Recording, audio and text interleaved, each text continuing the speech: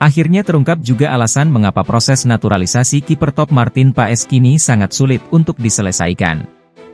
Martin Paes sebenarnya sudah melakukan sumpah WNI di Jakarta pada Selasa, 30 April 2024 lalu.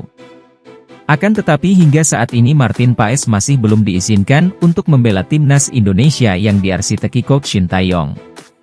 Pihak PSSI sendiri juga telah mengakui bahwa sangat sulit, melobi, FIFA maupun CAS untuk mempercepat proses naturalisasi Martin Paes. Perlu diketahui, Martin Paes tidak memiliki darah asli Indonesia, karena tidak ada keluarga yang asli dari tanah air dan tidak pernah tinggal di selama 5 tahun. Akan tetapi Martin Paes tetap bisa dinaturalisasi karena ternyata neneknya adalah pendatang Eropa asli yang lahir dan dulu pernah tinggal di Indonesia. PSSI mengajukan kasus Martin Paes ke Pengadilan Arbitrase Olahraga, CAS, dasarnya atau modalnya karena sang pemain sudah berstatus WNI. Lantas kenapa proses naturalisasi Martin Paes terkesan berlarut-larut padahal sudah resmi menjadi warga negara Indonesia, WNI?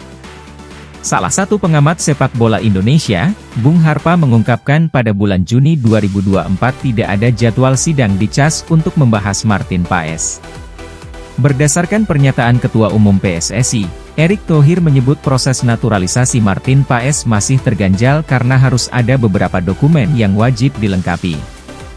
Bagi Bung Harpa, ia mewajarkan proses sidang Martin Paes lama karena sidang ini merupakan yang tertinggi di ranah sepak bola sehingga secara prakteknya tidak bisa dengan mudah langsung begitu saja selesai.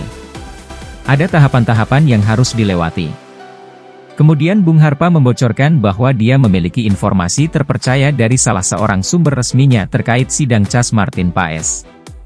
Bung Harpa menegaskan salah satu kendala yang mungkin terjadi adalah karena untuk sekali sidang di CAS itu perlu mengeluarkan dana yang tidak murah.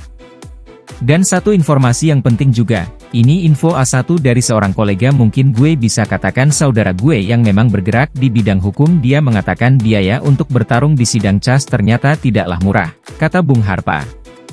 Walaupun mungkin buat PSSI Erick Thohir ini tidak mahal ya, yaitu $1-2 juta, Rp16, 32 miliar, nah ini mahal, jadi ini juga mungkin menambah wawasan kita, tambahnya. PSSI berjuang keras dalam menaturalisasi Martin Paes, terutama mengeluarkan uang yang tidak sedikit demi memuluskan langkah sang kiper membela timnas Indonesia. Belum lagi, kata Bung Harpa, belum lagi ada tambahan biaya lain seperti membayar pengacara, lawyer, transport, biaya akomodasi dan lain-lain. Jadi tidak hanya 1,5 miliar saja yang dikeluarkan, tapi puluhan miliar. Jadi harus Ketika kita bagus kita harus fair memuji memberikan apresiasi, tapi ketika ada kekurangan kita juga harus berani mengkritik, pungkas Bung Harpa. Soal Martin Paes memang belum ada tabir yang terkuak secara clear, tapi paling enggak kita sudah tahu ada di mana proses ini, tuturnya menambahkan. Sebagaimana diketahui bahwa Martin Paes masih diharapkan untuk bisa memperkuat timnas Indonesia di putaran ketiga kualifikasi Piala Dunia 2026 zona Asia. Skuad Shin Tae-yong membutuhkan kiper yang sudah sangat berpengalaman berhadapan dengan pemain-pemain luar negeri jika ingin lolos ke Piala Dunia 2026 mendatang. Jadi bagaimana kabar perkembangan proses sidang Martin Paes di Pengadilan Arbitrase Olahraga, CAS? Apakah ada pembaruan?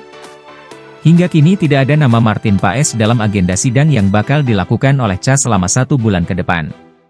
Anggota Komite Disiplin, Komdis, PSSI, Hassani Abdul Ghani memberikan sedikit bocoran terkait dengan nasib Martin Paes.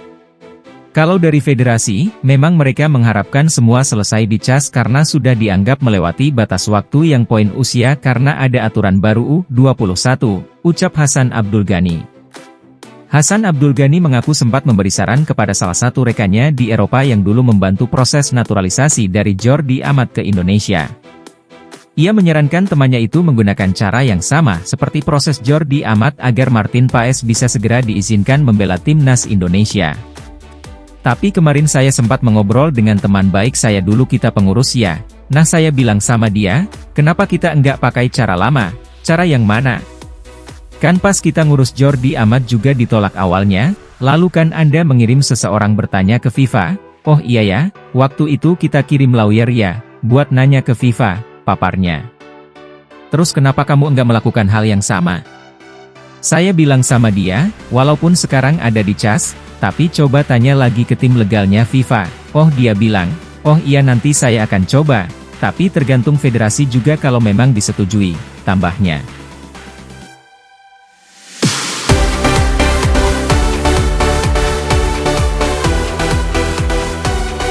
Media sosial saat ini sedang diramaikan dengan perbincangan tentang Kelvin Verdong, pemain naturalisasi timnas Indonesia yang menghilang setelah menjalani aksi debutnya pada 11 Juni 2024 lalu.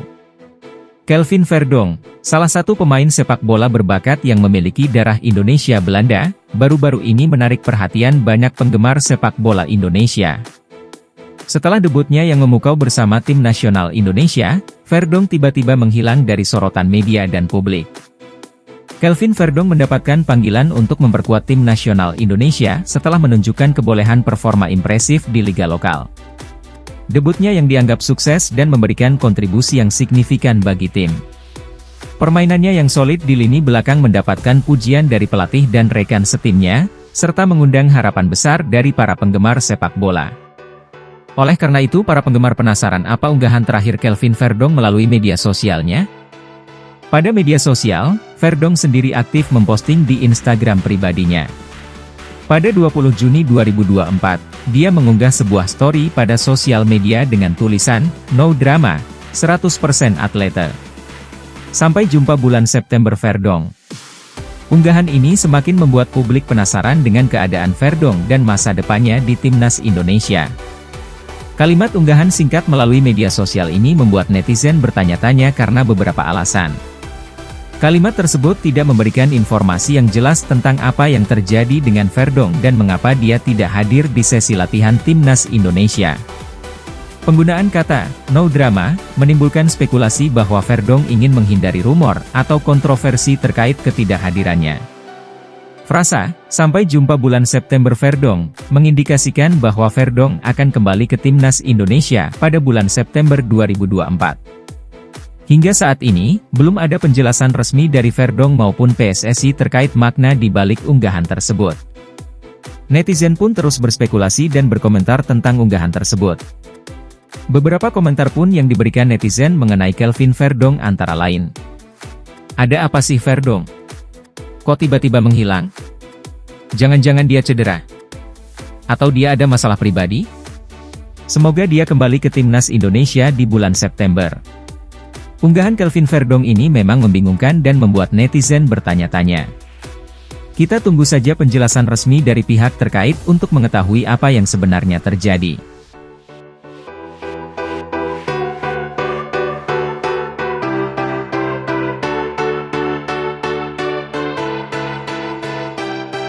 Kevin Dix, bek tengah yang main di klub elit Denmark FC Copenhagen, diyakini jadi incaran PSSI untuk jadi pemain naturalisasi timnas Indonesia berikutnya.